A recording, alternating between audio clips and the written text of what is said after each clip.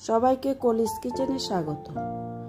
আজকে আমি বানাবো তাল দিয়ে লুচি। দেখেন তালের রস দিয়ে আমি লুচিগুলো বানিয়েছি, কত ফুলকু ফুলকু হয়েছে।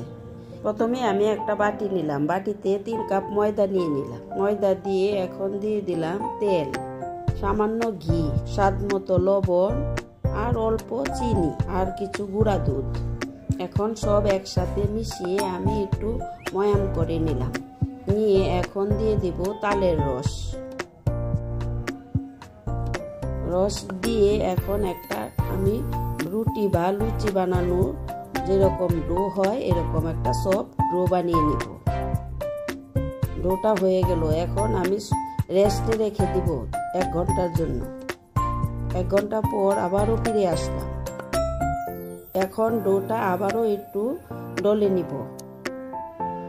ডলে লুচির আকারে লিচি কেটে নিব। এভাবে লিচিগুলা কেটে এখন বেলুন পিড়িতে আমি লুচি বানিয়ে নিব আটা সিটি।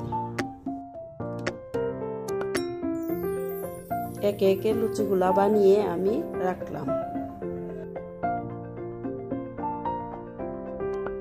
এখন চুলায় একটা কড়াই বসিয়ে দিলাম, দিয়ে দিলাম পর্যাপ্ত পরিমাণে তেল। তেলটা গরম হওয়া পর্যন্ত আমি অপেক্ষা করব। এখন একে একে লুচিগুলা ভেজে নিব।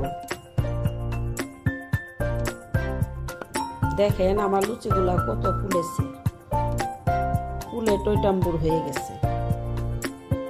সবগুলা লুচি ফুলেছে।